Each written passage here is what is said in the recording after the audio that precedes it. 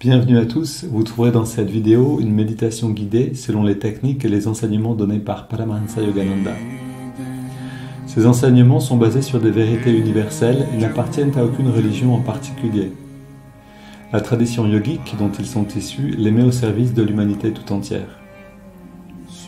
Si vous voulez profiter pleinement de cette expérience, prenez le temps de passer par chacune des techniques guidées ici. Elles permettent tout ensemble de mieux goûter à ce que l'on appelle l'état de méditation.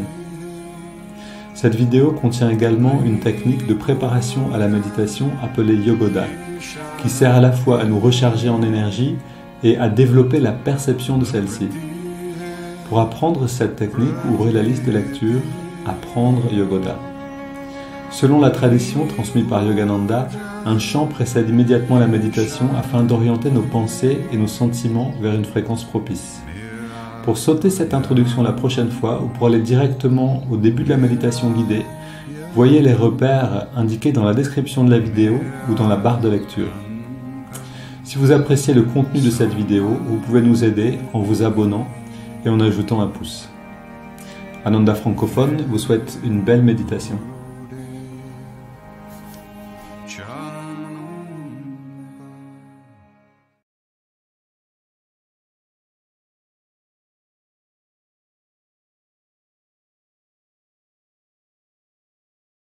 The first question is that staying in a community and more so a spiritual community like Ananda, does it help us more to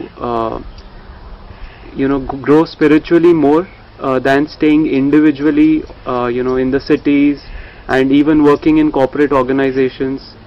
So environment is stronger than willpower, and you may have all the willpower in the world, but when the people around you are worldly, you cannot really become spiritual.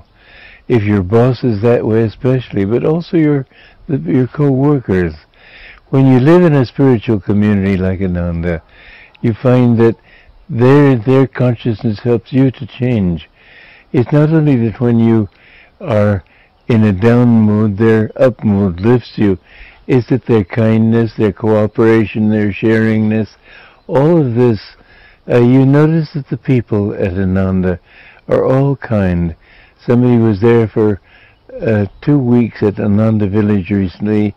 At the end he said, I have not met one unkind person.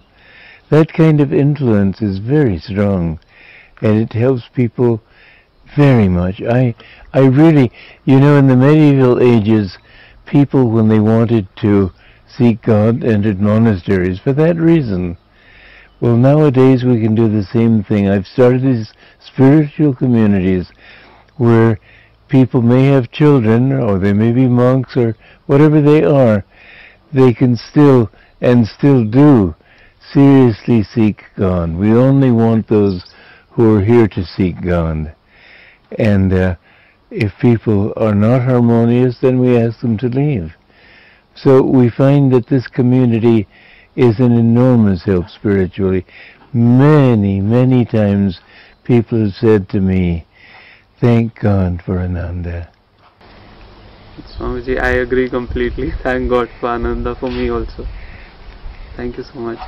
And the next question is around the Christmas celebrations and any kind of festivities, like even Diwali for that matter.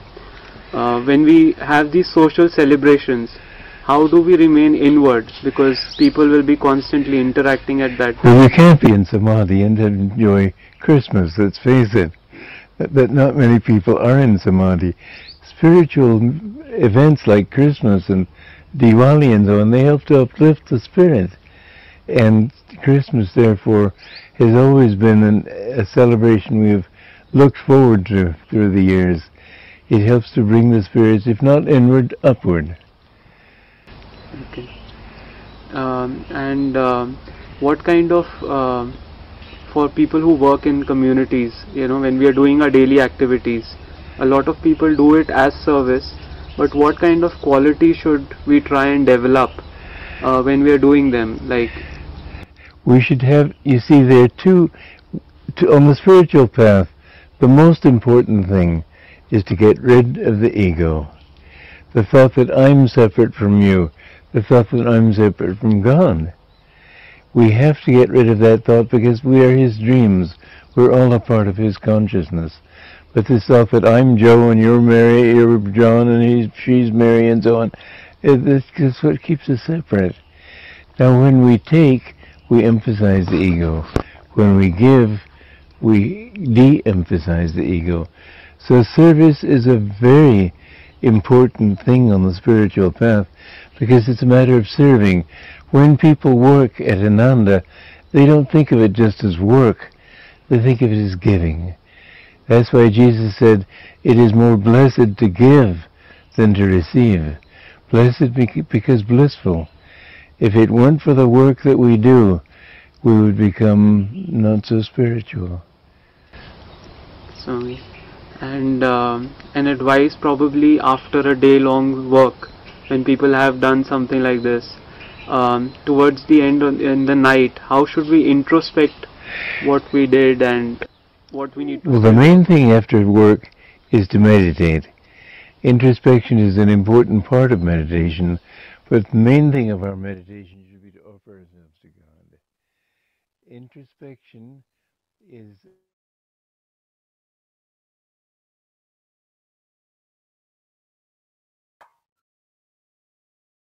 Et oui, donc vous avez peut-être deviné que la thématique, c'est donc l'importance des communautés.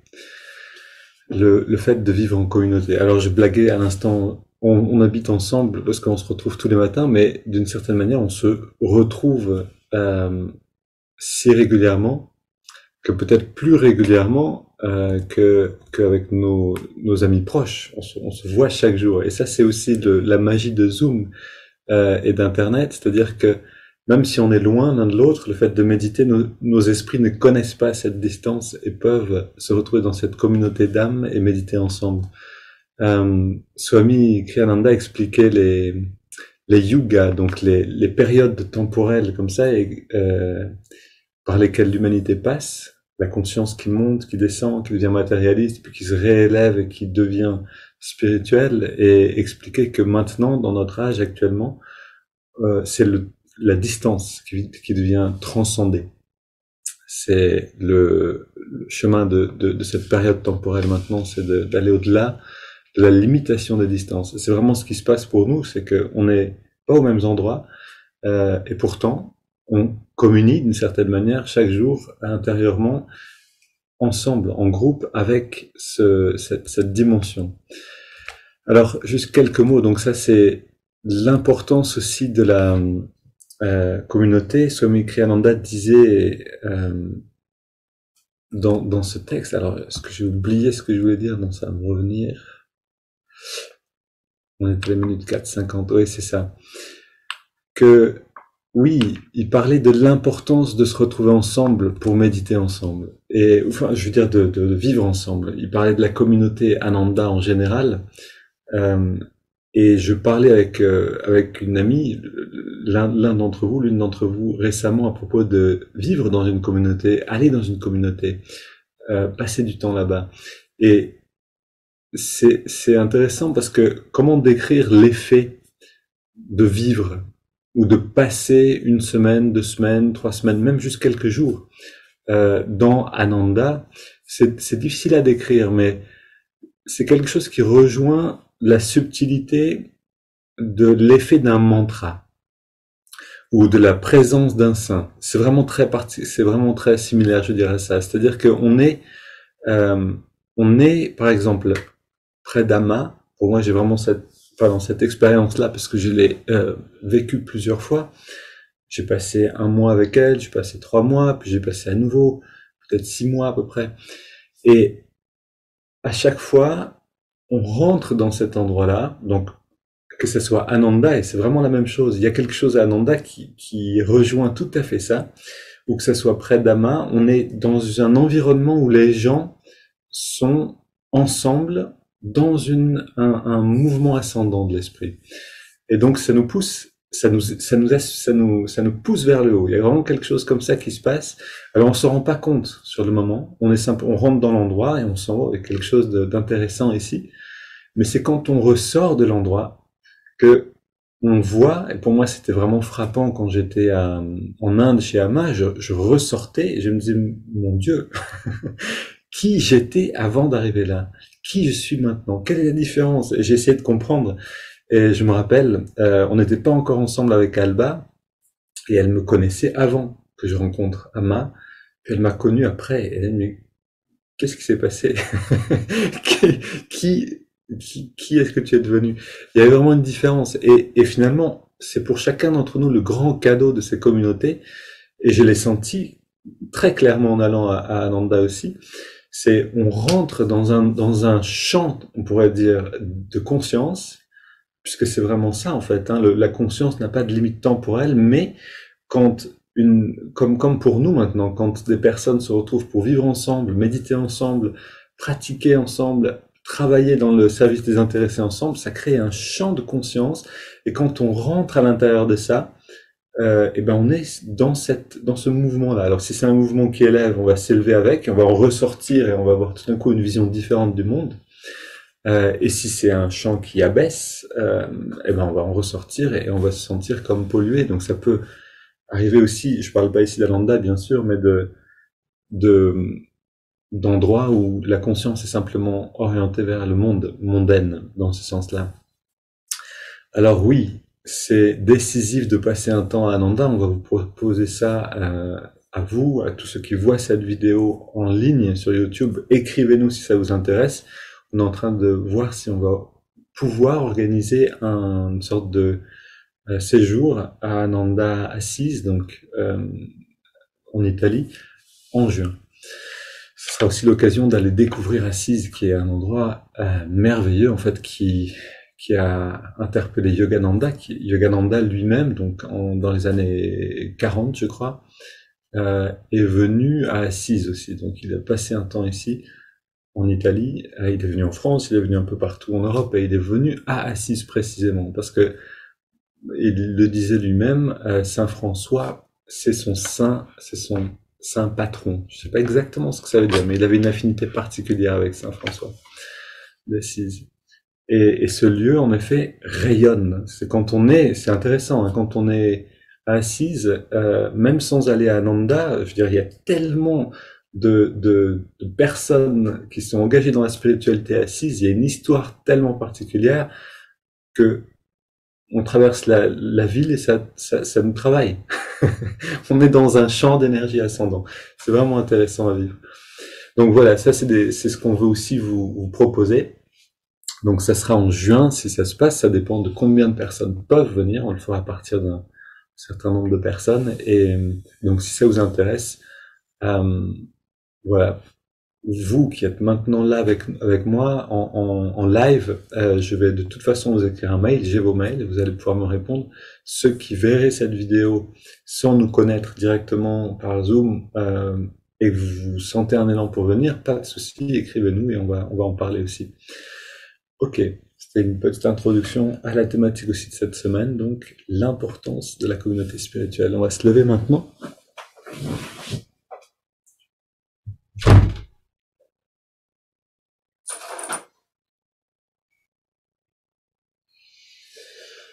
Ok, on commence avec Yogoda, la recharge en énergie.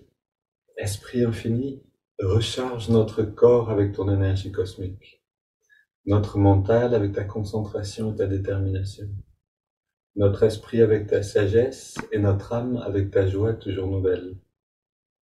Éternelle jeunesse du corps et de l'esprit, demeure en nous pour toujours.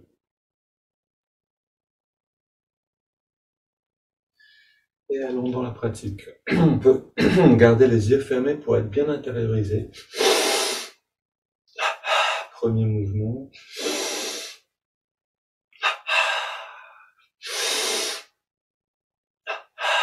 Et on ressent l'énergie. On veut là de l'énergie en nous-mêmes et autour de nous. On continue avec le mollet.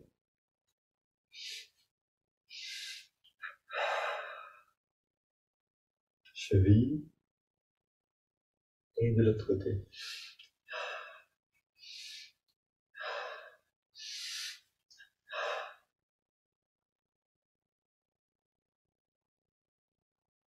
Avant-bras, mollet gauche, cuisse, biceps. Alterne.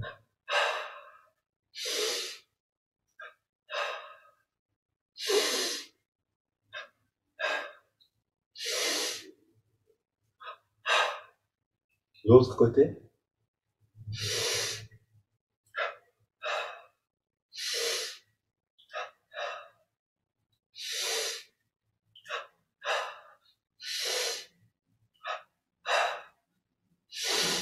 On a découvert un jeu assez génial avec Alba ce week-end. On fait deux côtés ensemble. Le jeu, c'est le sourire. Donc, en fait, le jeu, c'est d'attraper l'autre quand il n'est pas en train de sourire. Donc, on était dans la voiture, on allait quelque part, on s'épiait l'un l'autre. Alors, il fallait à la fois garder un sourire vrai, joyeux, pas un faux sourire, et en même temps, essayer de voir si l'autre pouvait être pris par surprise, en train d'oublier de sourire.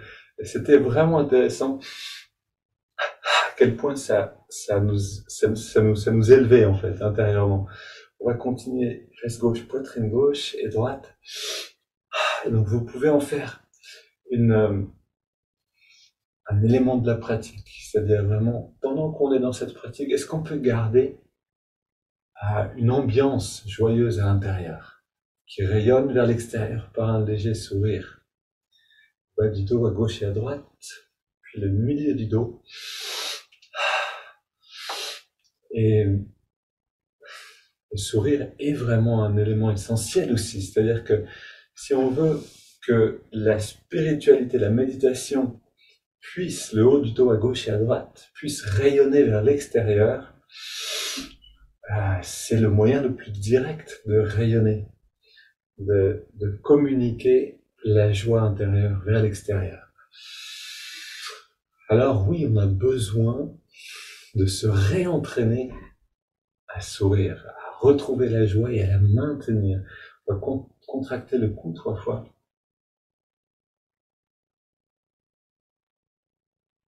Puis à gauche et à droite.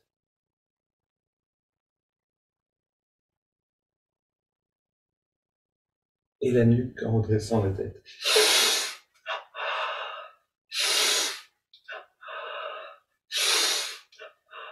Le cou, petit cercle. On relâche le cou et on fait des grands cercles. Les bras tendus vers le sol, poings fermés.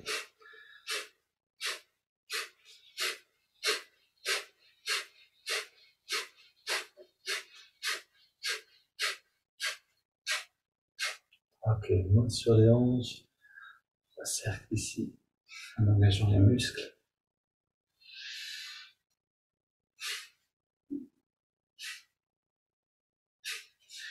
Et c'était vraiment intéressant de voir à quel point ça nous a fait du bien de jouer à ce jeu-là. Du coup, on le jouait un petit peu constamment pendant le week-end. Les pouces sur les vertèbres.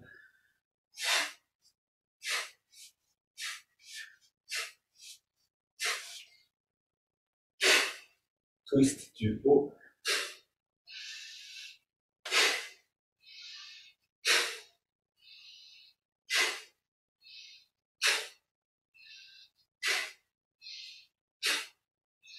Et une tapote sur la tête.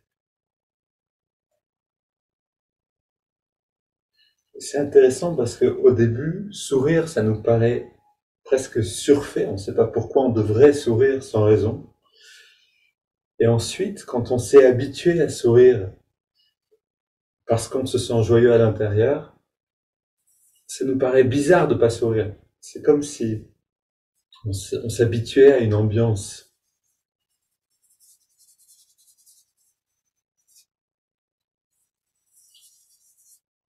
Et je parle pas bien sûr d'un sourire commercial, un faux sourire je veux dire, mais vraiment un sourire qui déborde. On dit ça, on dit de la bouche déborde le cœur. C'est intéressant ça, aussi avec le sourire. Inspire. Ok, je parle en même temps qu'on fait, mais vous connaissez bien les mouvements, donc je me permets un petit peu. On ouvre dans la nuque et on inspire l'énergie.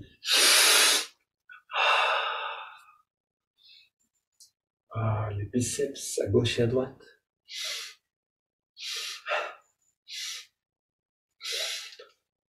Tous les muscles du corps. Encore une. On va continuer directement. Pied gauche et on relâche. Pied droit et on relâche. Mollet gauche, on relâche. Droit.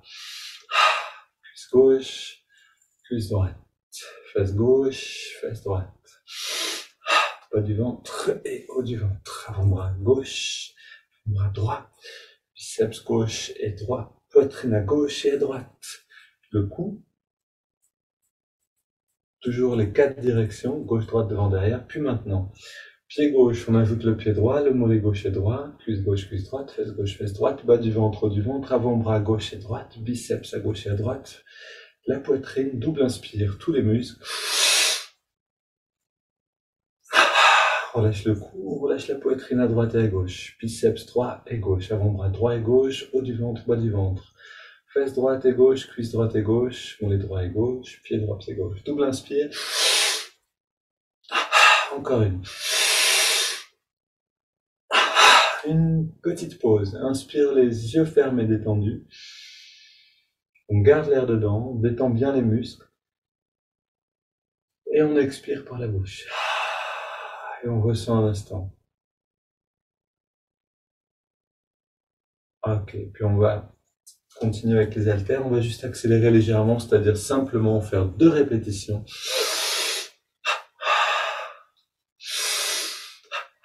Écarteur. Haltère latéral. Beaucoup d'intensité et d'effort musculaire, mais avec cette joie intérieure, cet enthousiasme de faire rentrer l'énergie, de sentir l'énergie. Les haltères vers l'avant. On ouvre, on ferme les mains. Ok. Grand mouvement des bras.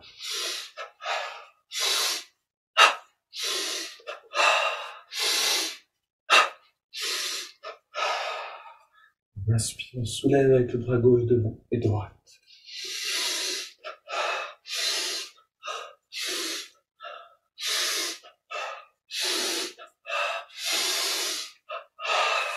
On marche sur place.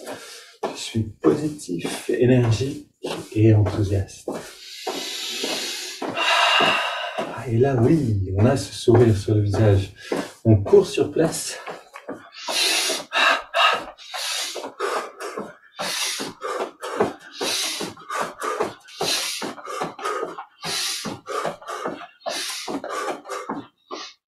Pied gauche devant. On engage bien les muscles.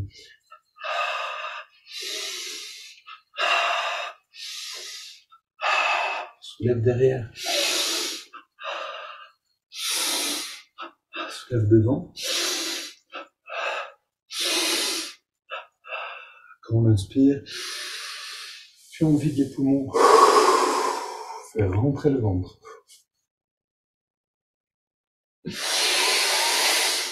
On inspire.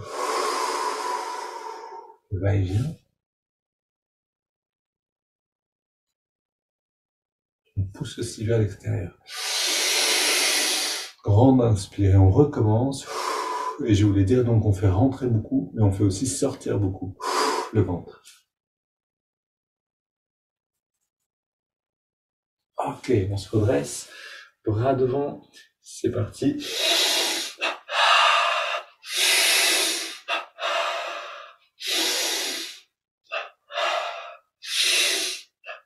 Ok. Mollet. Cheville.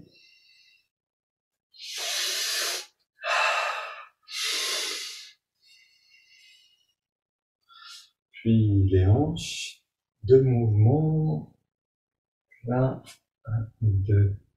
d'énergie qui viennent dans les hanches. Vous pouvez sentir que les mouvements atteignent, nous permettent de sentir les muscles des hanches. Puis on détend tout, les bras devant, les yeux fermés, inspire vers nous. Et expire vers l'avant.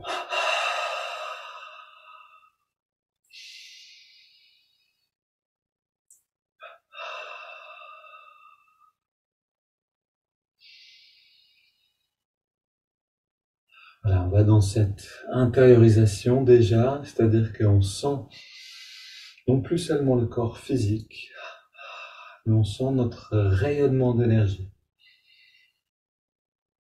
Surtout sur l'expire, comme une aura qui prend plus d'espace à chaque fois.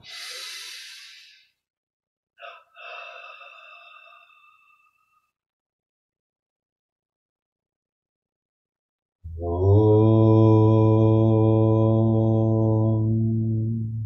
relâche les bras le long du corps. On garde les yeux fermés. On ressent quelques instants.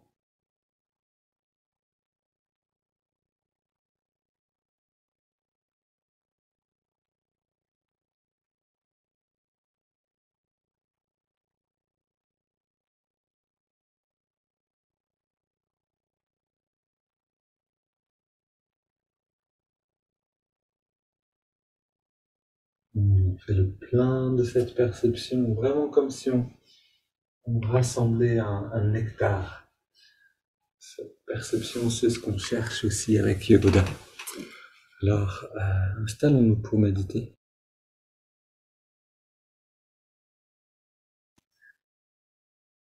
L'effet des mantras dans le yoga, dans la pratique de la méditation, c'est quelque chose qui est un petit peu mystérieux au début. On se demande si ça fait vraiment effet de répéter un mot qu'on ne comprend pas forcément en sanskrit ou dans une autre langue.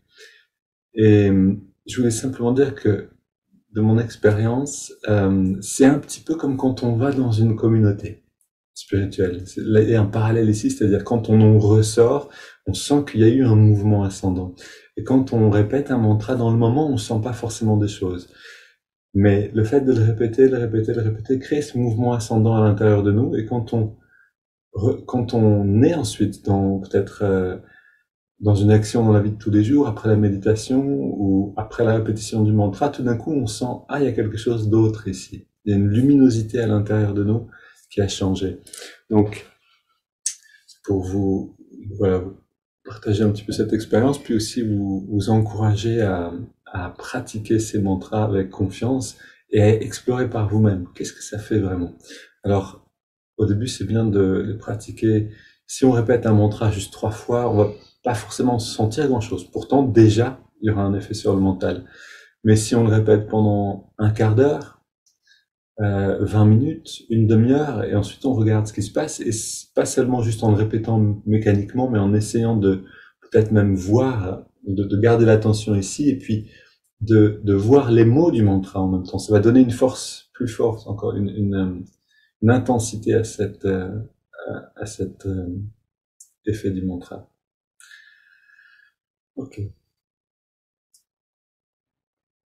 J'ai gagné un point. Ok. On ferme les yeux. On dresse le dos, le regard, les yeux fermés. Et on ferme les yeux. Ok. Puis on sent à l'intérieur, là où est la respiration dans le corps.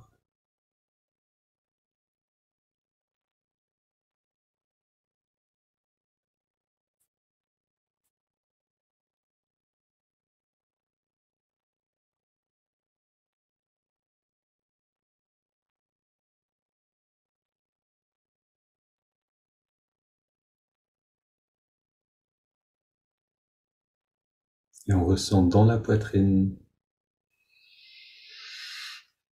Et on ressent la poitrine et on sent aussi l'œil spirituel, en tout cas le point de jonction des sourcils, à l'intérieur du front.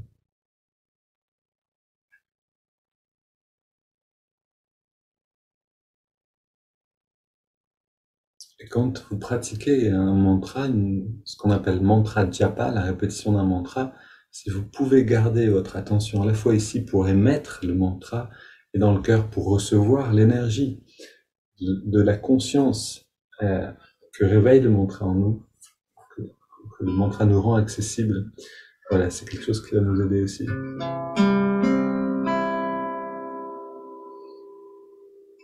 Om Namo Bhagavate Vasudevaya.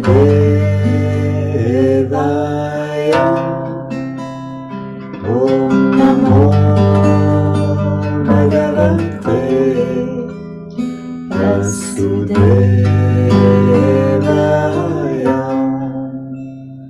Om Namo Bhagavate Vasudevaya.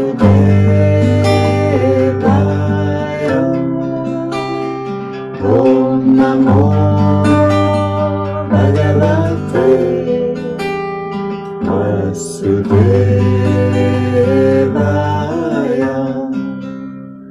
Om Namo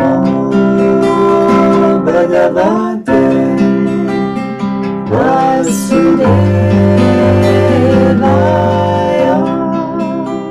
Om Namo Bhagavate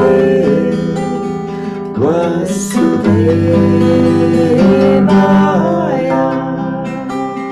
Om Namo Bhagavate Vasudevaya.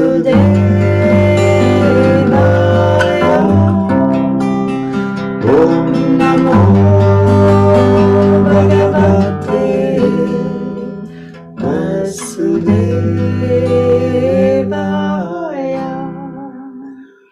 Om Namo Bhagavate Vasudevaya.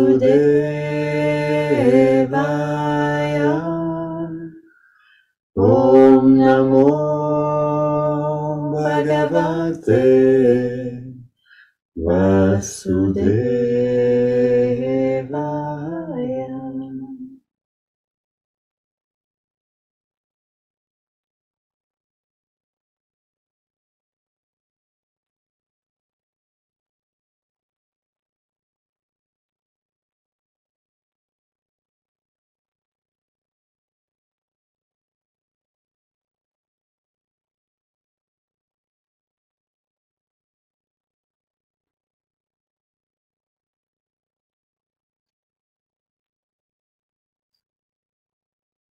Soyons curieux justement de ressentir un petit peu la couleur de ce chant, de ce mantra qui se diffuse en nous.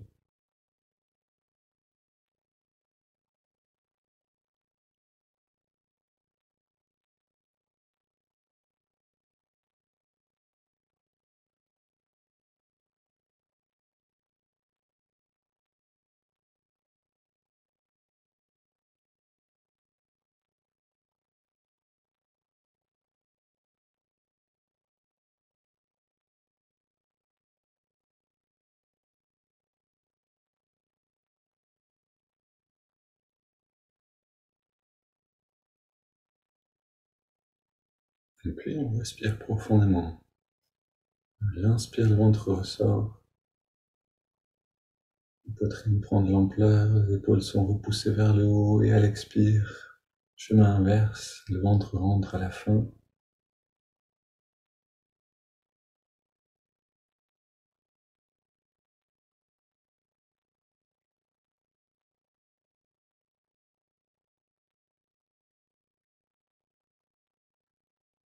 Puis sur la prochaine inspire, on entrelace les doigts au niveau de la poitrine.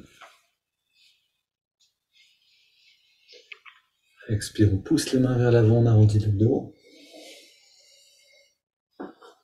Inspire, on étire vers le ciel. Expire, on se penche vers la gauche. Tire le côté droit. Inspire, on revient au centre. Expire, on se penche vers la droite. Retour au centre et on se tourne tranquillement vers la gauche, puis on pose les mains et on soutient la rotation.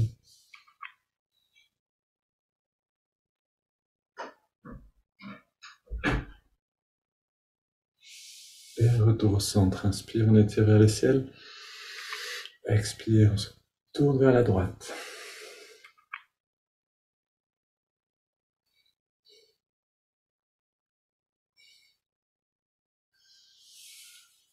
Et on revient au centre. On pose les mains derrière. Le dos légèrement en flexion vers l'arrière pour ouvrir la poitrine et on respire profondément.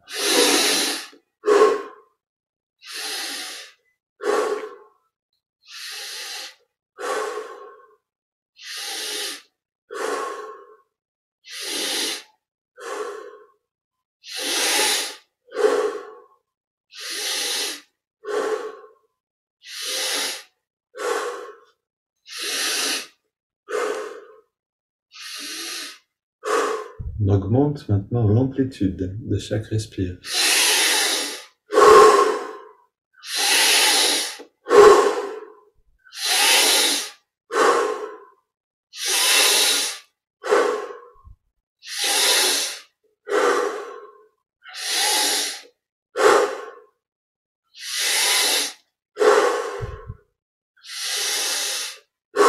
On arrive au maximum.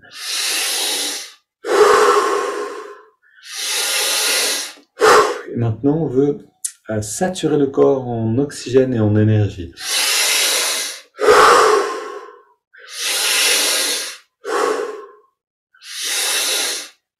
Trois dernières.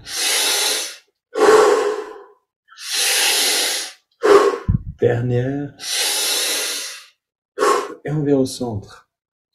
Le tour dresser les mains sur les cuisses pour vers le ciel, les yeux fermés. On inspire profondément et on garde l'air dedans.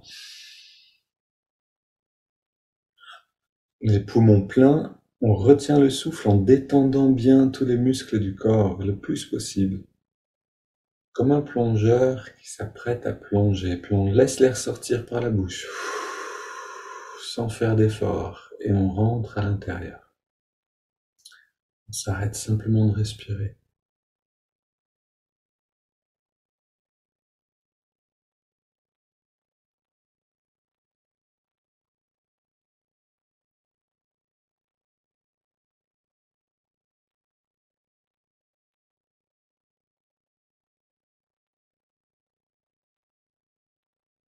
Puis on inspire à nouveau. On garde l'air dedans, on rentre le ventre, on contracte le périnée et on redresse un peu plus le regard. On relâche et on expire.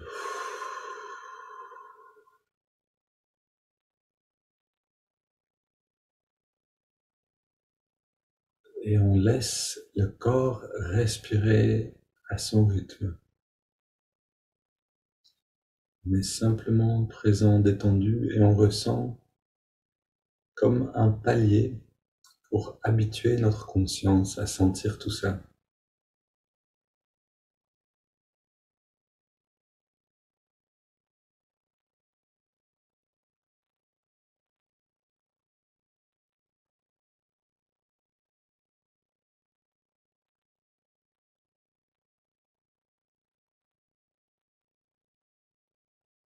Puis on prend une double inspiration par les narines. On garde l'air dedans, on serre les poings, on contracte tous les muscles. Double expire par la bouche et on relâche tout, on se détend. On recommence.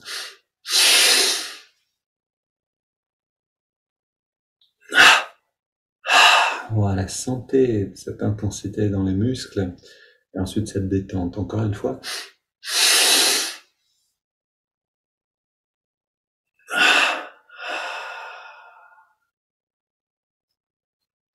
On reste très détendu. On inspire par les narines sur 5 et on va ressentir pendant cette inspire l'énergie qui remonte le long de la colonne. Inspire.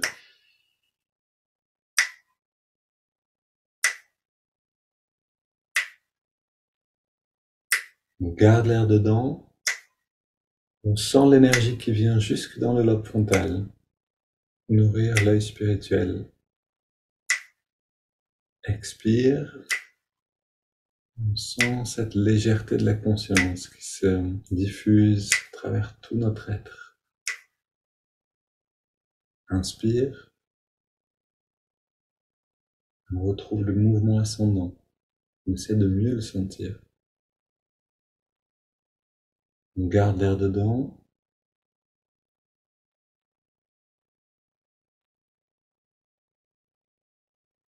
Expire. Et dans chaque phase, on s'applique à ressentir ce mouvement, cette expansion de la conscience, l'œil spirituel. On inspire à nouveau.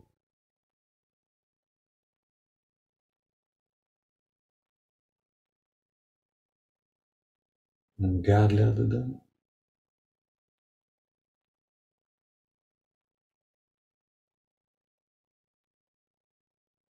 Expire.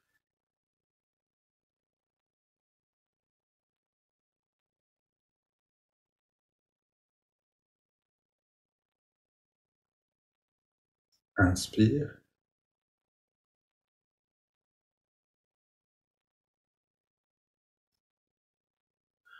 On retient.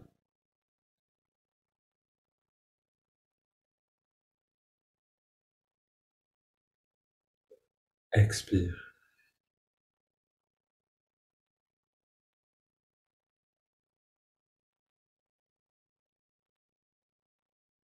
Un dernier cycle. Inspire.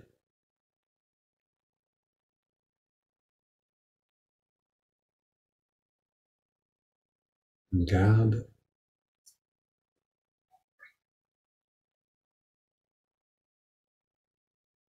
Expire.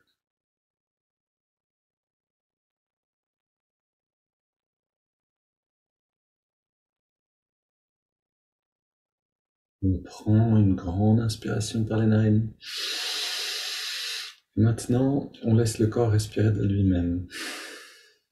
On abandonne le contrôle du souffle, on se détend. On s'habitue encore une fois à ressentir avec plus de finesse la vie à l'intérieur de nous.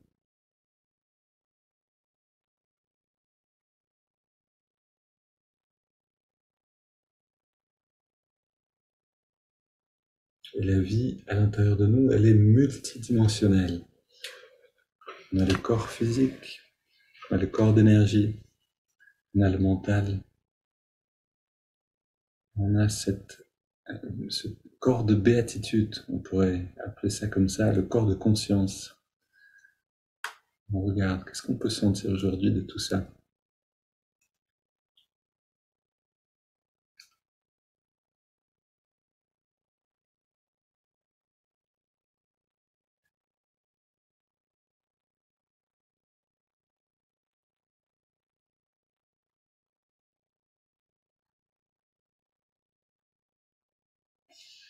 Et dans cette intériorité, on va écouter quelques mots à propos de l'importance de satsanga.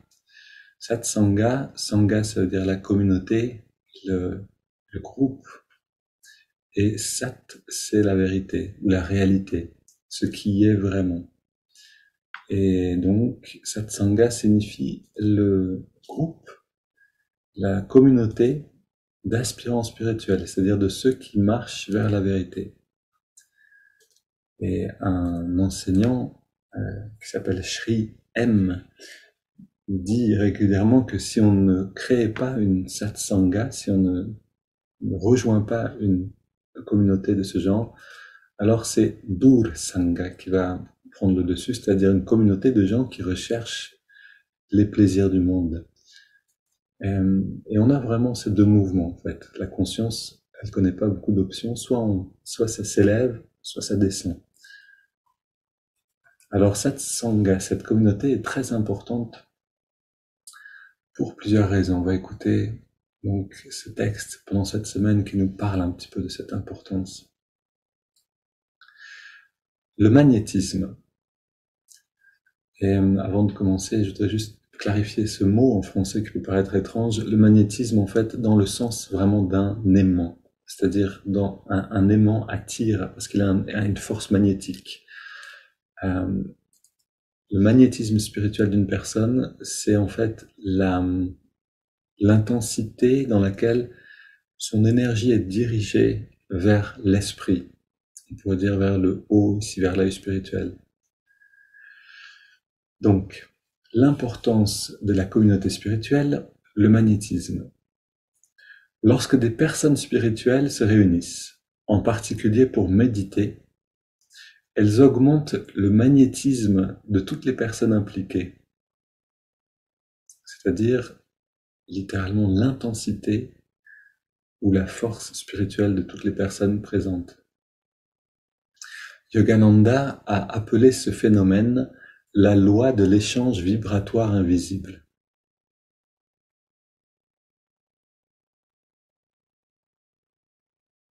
Parmi les aspirants spirituels, un magnétisme subtil est échangé qui donne aux forts comme aux faibles une force supplémentaire pour maintenir leur calme au milieu des activités quotidiennes.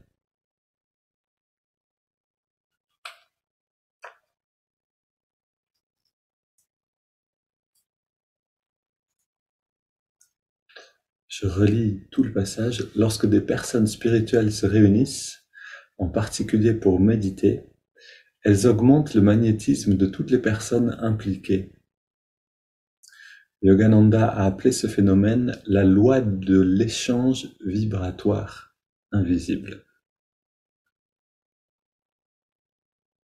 Parmi les aspirants spirituels, un magnétisme subtil est échangé qui donne aux forts comme aux faibles une force supplémentaire pour maintenir leur calme au milieu des activités quotidiennes.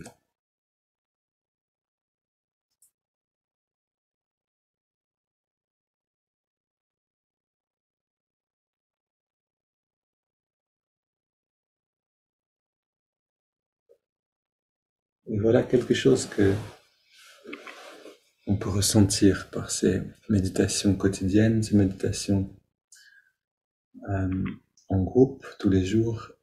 En effet, on reçoit une force particulière parce qu'on est une dizaine en présence, on est 11 actuellement, mais on a encore d'autres personnes qui nous rejoignent, souvent une dizaine, une vingtaine, quelquefois plus, qui méditent avec nous, décalés dans le temps. Et ces personnes sont avec nous maintenant. Pour la conscience, le temps n'existe pas, la barrière temporelle n'est pas là. On profite actuellement de toutes les personnes qui vont méditer plus tard avec nous sur YouTube, avec cet enregistrement. Donc la Sangha ici est large. En fait, on est bien une cinquantaine de personnes actuellement à méditer ensemble. Essayons de ressentir consciemment cette force-là.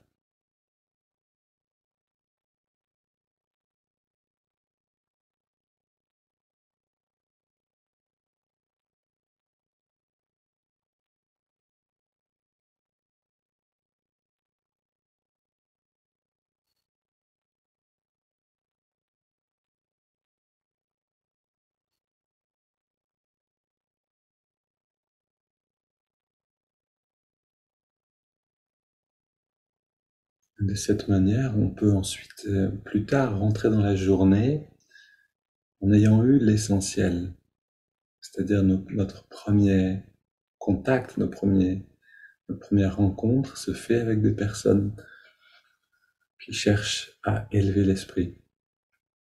Et on va profiter de cette force pendant toute la journée. Maintenant, amenons l'attention dans les narines et entrons dans la pratique donc de la concentration avec l'esprit de servir. Chaque effort spirituel va enrichir le groupe tout entier.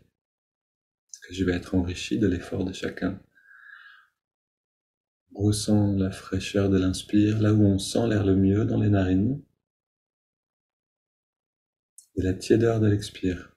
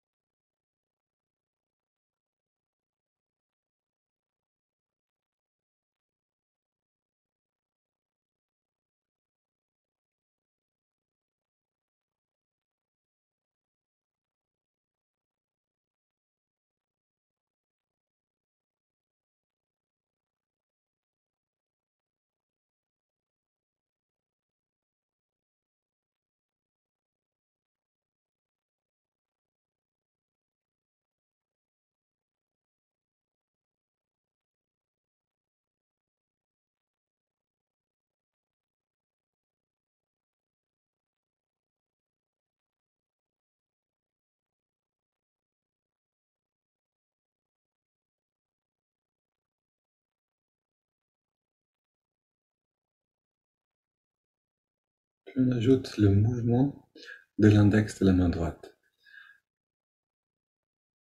On apprend à rester présent dans tout ce temps-là.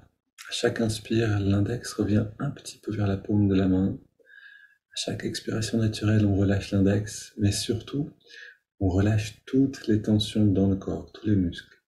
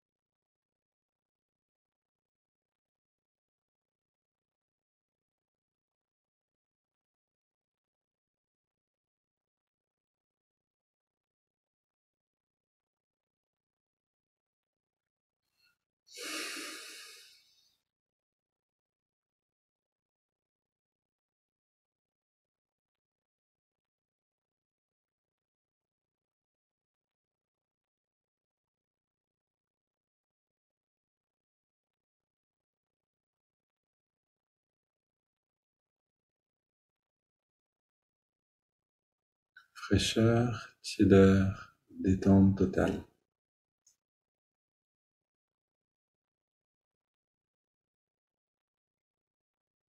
On ajoute maintenant le mantra Hong So. Hong accompagne l'inspiration naturelle et So l'expiration naturelle.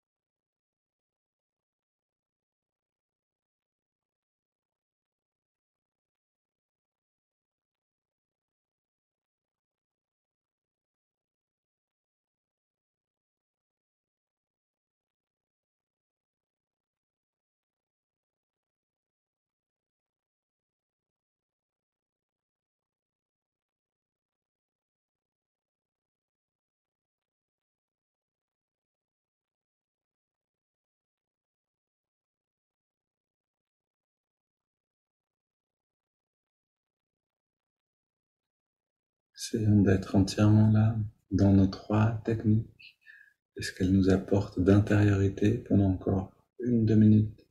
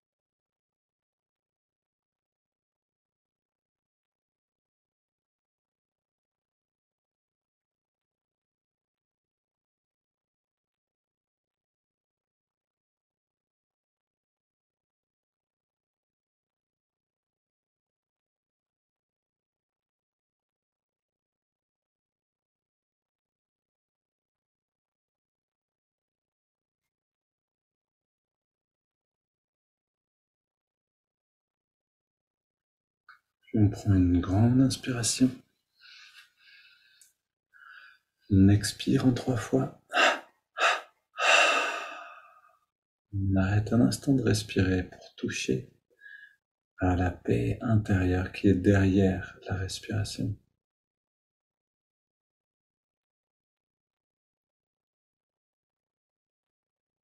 Puis on laisse le corps respirer de lui-même, à son rythme. Et si des pauses s'installent naturellement, on leur permet d'exister.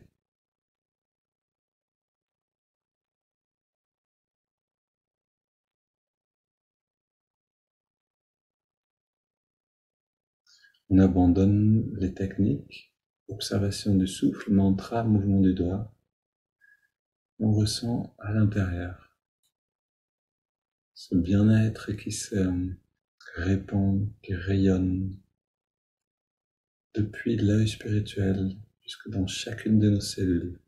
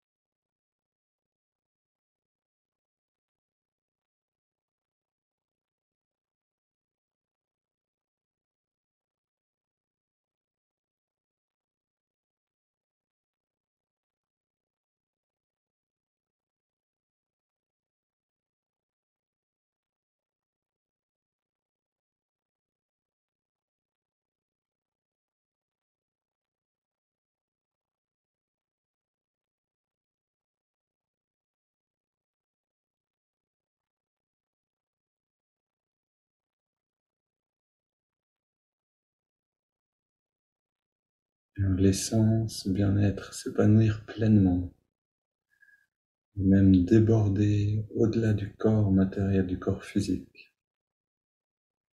On peut sentir un contact avec cette dimension divine en nous-mêmes.